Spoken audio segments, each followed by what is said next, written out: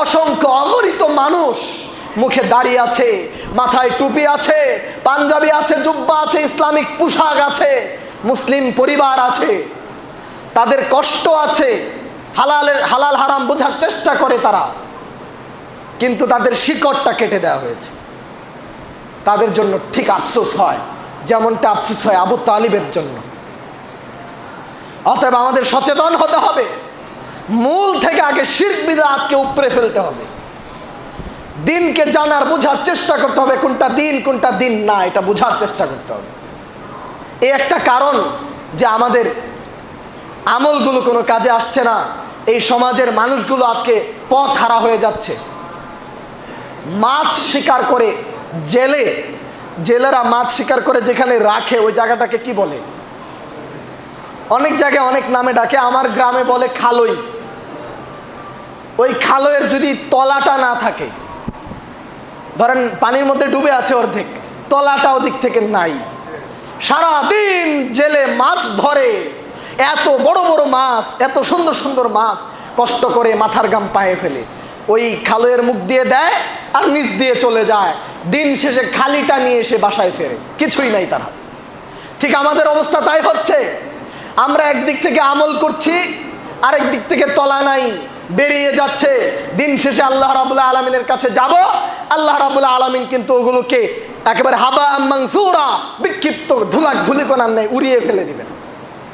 ধ্বংস হয়ে যাবে আপনার আমল, শিরক বিদআতকে যদি আপনি উপড়ে ফেলতে না পারেন।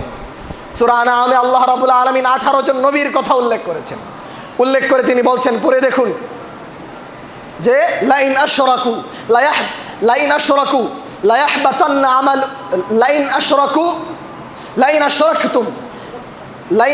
এটা অন্য জায়গায় আছে, লাইন আশরাকতা লা ইয়াহবাতান্না আমালুকা। মুহাম্মদ রাসূলুল্লাহ সাল্লাল্লাহু আলাইহি সাল্লামকে বলছেন যে তোমরা যদি শিরক করো তোমার আমল কি হয়ে যাবে? বরবাদ হয়ে যাবে। ওয়ালা তাকুনান্না মিনাল খাসিরিন, তুমি হয়ে যাবে ক্ষতিগ্রস্তদের অন্তর্ভুক্ত। আর সূরা আনআমে আল্লাহ রাব্বুল আলামিন বলছেন যে এত কিছুর পরে এই নবীদেরকে আমি সিরাতে মুস্তাকিমের পথ দিয়েছি, ও হাদাইনাহুম ইলা সিরাতে মুস্তাকিম, সিরাতে মুস্তাকিমের পথ দিয়েছি, এরপরেও যদি শিরক করে, ওয়ালাউ আশরাকু লাহাবিতা আনহুম মা কানু ইয়ামালুন, যদি শিরক করে তাদের সমস্ত আমলগুলো বরবাদ হয়ে যাবে। দেখেন ওই জেলের মতো অবস্থা হবে আমাদের। অতএব সচেতন হতে হবে, আমরা যেন শিরক এবং বিদআত মুক্ত নিজেরা থাকতে পারি, অন্যদেরকে রাখতে পারি। আল্লাহ রাব্বুল আলামিন সেই তৌফিক আমাদের দান করে। আরেকটি ফিতনা আমাদের সমাজে আছে, সেটা হলো আরেকটা কারণ যে কারণে আমাদের সাধারণ মানুষ প্রকৃত ইসলাম থেকে অনেক দূরে, এটা হলো আমাদের আলেম উলামাদের ওয়াজ নসিহত আছে, বক্তব্য আছে, কিন্তু কোরআন হাদিস নাই। অসংখ্য বক্তব্য, এখন ইউটিউবে যাবেন দেখবেন বক্তব্যের অভাব নাই। মাঠে মাঠে লক্ষ লক্ষ মাহফিল হয় প্রতি বছর, আনাচে কানাচে, এইখানে সেখানে, প্রত্যেকটা এলাকায় গ্রামেগঞ্জে গিয়ে দেখেন, আপনি রাস্তা দিয়ে যাবেন, হ্যাঁ 1 ঘন্টা আপনি জার্নি করেন, দেখবেন ডানে বামে কত মাহফিল, বক্তব্য আর বক্তব্য, ওয়াজ আর ওয়াজ, ওয়াজের কোনো শেষ নাই। কিন্তু ওয়াজের মধ্যে সব আছে, কি নাই? কোরআন হাদিস নাই। মানুষের আকীদা সংশোধনের বক্তব্য নাই, আছে শুধুমাত্র জোকস, কিস্সা কাহিনী, কৌতুক, মিথ্যা কথা, মিথ্যা বানোয়াট কাহিনী, এগুলো আছে দাড়ি টুপিওয়ালা বড় বড় বক্তাদের মুখে। কিন্তু নামের আগে লাগিয়েছেন মুহাদ্দিস, তাহলে হাদিস কই? নামের আগে লাগিয়েছেন মুফতি, তাহলে ফাতাওয়া কই? নামের আগে লাগিয়েছেন মুফাসসির, তাফসীর কই? নামের আগে লাগিয়েছেন ফকিহ, মানে ফকিহে মিল্লাত, মুনাজিরে মিল্লাত। আপনার মুনাজারা কি ওই কিস্সা কাহিনী দিয়ে? আপনার ফিকা কি শুধুমাত্র ওই গল্প কিস্সা কাহিনী? মানুষকে কি শিখাচ্ছেন এগুলো? অসংখ্য মিথ্যা কাহিনী বলে যে মানুষকে হাসায়, এগুলো আপনারা জানেন না? ওখানে গেলে মানুষ কিছুক্ষণ হাসবে, কিছুক্ষণ কাঁদবে, ইমোশন নিয়ে খেলে। এটা তো সিনেমা দেখলেও হয়। সিনেমাতে কি থাকে? ট্রাজেডি দেখবে। আমি একজন সাহিত্যের ছাত্র, অনেক ট্রাজেডি পড়েছি আমি, অনেক রোমান্টিক স্টোরি, এগুলো পড়তে হয়েছে বাধ্য হয়ে। তো ট্রাজেডি দেখবে, কাঁদবে, এটার মধ্যেই তার মজা। মানে এই যে কান্না করবে, লাফ দিবে, প্যান্ডেল ভেঙে ফেলবে, এগুলোর মধ্যে তার মজা, এগুলো বিনোদন। আবার হাসবে, হাসতে হাসতে চোখ দিয়ে পানি চলে আসবে। এই যে জোকস করছেন, মজা করছেন, মিথ্যা কথা বলে মানুষকে হাসাচ্ছেন, আপনার সর্বনাশ হবে, এতে কোনো সন্দেহ নাই। কথা কে বলেছেন? রাসূলুল্লাহ সাল্লাল্লাহু আলাইহি ওয়াসাল্লাম। হাদিস রয়েছে আহমদে, দারিমিতে, আবু দাউদে, খুলে দেখুন। রাসূলুল্লাহ সাল্লাল্লাহু আলাইহি ওয়াসাল্লাম বলছেন, ওয়াইলুল লিল্লাযী ইউহাদ্দিসু বিল হাদিসি লিইউদহিকা বিহিল কওমা ফায়াকযিবু ওয়াইলুন লাহু ওয়াইলুন লাহু। আল্লাহ রাসূল সাল্লাল্লাহু আলাইহি ওয়াসাল্লাম বলছেন, ওই ব্যক্তির সর্বনাশ হয়ে যাবে যেই ব্যক্তি কথা বলে মানুষকে হাসানোর জন্য।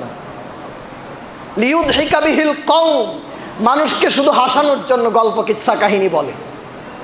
ফায়াকযিবু, এবং এর মধ্যে মিথ্যাও বলে।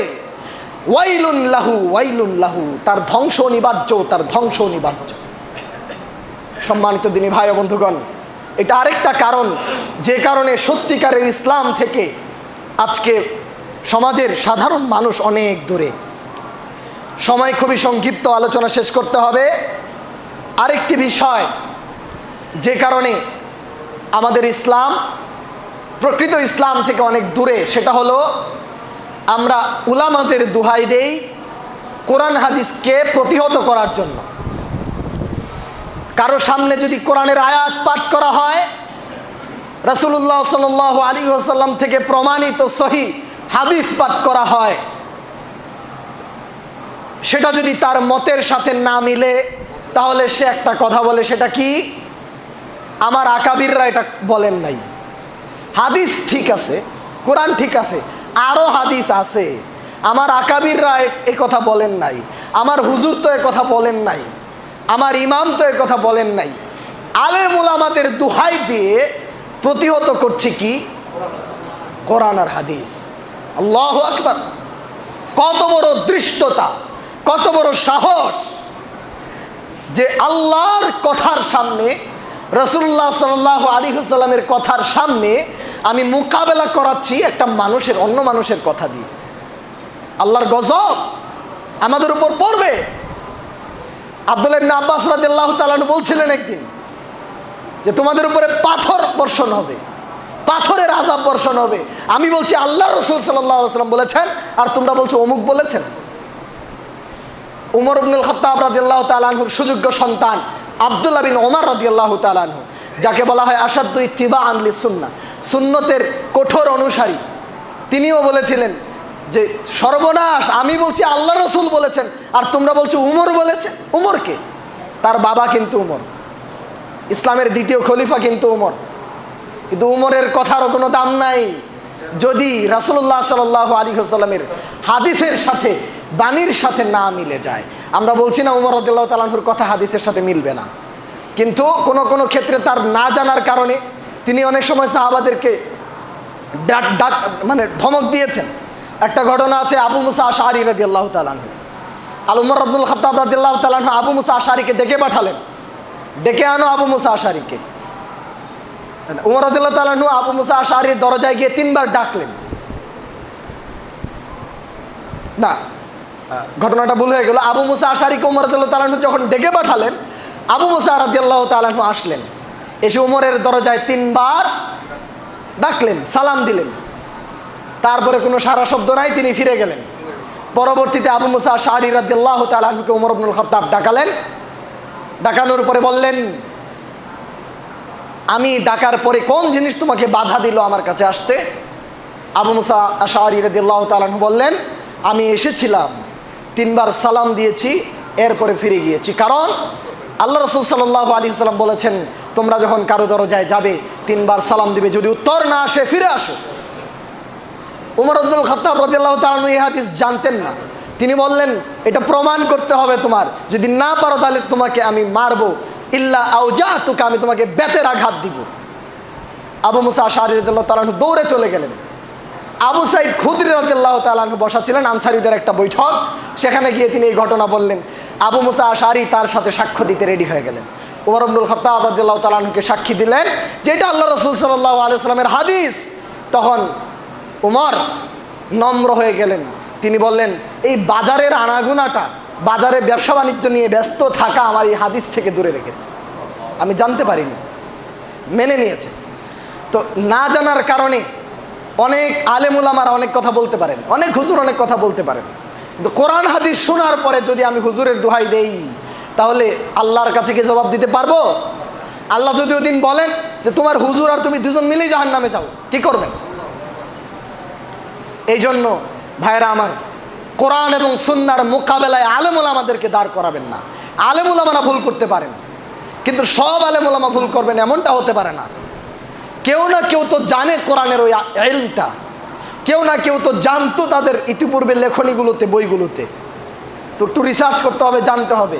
আমাদের জন্য করণীয় হলো আমরা পড়ব এবং জানব, জিজ্ঞেস করব। আল্লাহ রাব্বুল আলামিন বলছেন ফাসআলু আহলা যিকরি ইন কুনতুম লা তা'লামুন, তোমরা যদি কোনো বিষয় না জানো আহলু যিকিরকে জিজ্ঞেস করো। আহলু যিকির হলো যাদের কাছে কোরআন এবং হাদিসের জ্ঞান আছে, ওয়াহির জ্ঞান আছে, তাদেরকে জিজ্ঞেস করব। অনেকে বলবেন যে আমরা সাধারণ মানুষ, আমরা কি করে জানবো কোনটা সত্য কোনটা মিথ্যা? আপনাদের জন্য করণীয় হলো একজন আলেমের কাছে যান, যার ব্যাপারে আপনার জানা আছে তিনি কোরআন এবং সুন্নাহ থেকে বলেন, গল্প কিচ্ছা কাহিনী বলেন না, কোরআন এবং সুন্নাহ থেকে বলেন। তার কাছে গিয়ে জিজ্ঞেস করেন, তিনি একটা উত্তর আপনাকে দিবেন। আপনি তার কাছে জিজ্ঞেস করেন এটার দলিল কি, এটা কোথায় আছে, কোরআনে না হাদিসে? যদি উনি দলিল দিতে পারেন নিয়ে নেন। নিয়ে আরেকজন যদি এসে আপনাকে আরেক কথা বলে, তাহলে আপনি ওই আলেমের কাছেও যান, গিয়ে তাকেও বলেন এটার সমাধান কি, তার কাছ থেকেও দলিল শুনেন। শোনার পরে আগের জনের কাছ থেকে যে দলিল শুনেছেন এটা তাকে শোনান, যে এরকম একটা হাদিস আমি শুনে আসলাম, দেখেন উনি কি বলে। ওনার অ্যাটিটিউড দেখলে আপনি বুঝতে পারবেন কারটা সত্য কারটা মিথ্যা। আর যাচাই বাছাই তো করবেনই। আর যদি মনে হয় যে না কনফিউজিং, তাহলে দ্বিতীয় পক্ষের দলিল নিয়ে আবার প্রথম পক্ষের কাছে আসেন, দলিলের পক্ষে বিপক্ষে শোনেন কোনটা সহি কোনটা দাঈফ, কোনটা ঠিক কোনটা ভুল। ইনশাআল্লাহ আল্লাহ আপনাকে বোঝার তৌফিক দিবেন। আরেকটা উপায়, এই চেষ্টা করবেন। আর নিজে যদি পড়তে পারেন তাহলে তো কথাই নাই, দলিলগুলা নিয়ে সামনে পড়েন, এই ব্যাপারে কে কি বলেছেন দেখেন, সহিহ না দাঈফ দেখেন। আর সাথে যেটা বললাম আরেকটা উপায় হিদায়াত পাওয়ার, সঠিক জিনিসটা পাওয়ার, সেটা হলো দোয়া।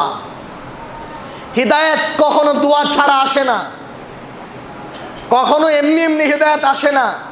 সহিহ মুসলিমের একটি হাদিসে কুদসিতে আল্লাহ রাসূল সাল্লাল্লাহু আলাইহি ওয়াসাল্লাম বলছেন, আল্লাহ তাআলা বলেছেন ফাস্তাহদুনি আহদিকুম, আমার বান্দারা তোমরা আমার কাছে হিদায়াত চাও, আমি হিদায়াত দিব। এই জন্য হিদায়াত কি করতে হবে? আল্লাহর কাছে চায় নিতে হবে। এটা পৃথিবীর সব থেকে বড় নিয়ামত, এটা এমনি এমনি আসবে না, চাইতে হবে আপনাকে। সালাতের ভিতরে যখন আপনি দোয়া করবেন তখন একেবারে অনুবাক্যে আল্লাহর কাছে মনোনিবেশ করবেন, দোয়া করবেন ইহদিনাস সিরাতাল মুস্তাকিম, রব তুমি আমাকে সিরাতে মুস্তাকিমের পথ হেদায়েত দাও, এই দোয়াটা করবেন। এভাবে দোয়া করবেন আর চেষ্টা করবেন। আপনি শুরুতে যেটা বলেছিলাম, দুনিয়ার জন্য এত চেষ্টা করেন, দিন শেখার জন্য কেন চেষ্টা করবেন না?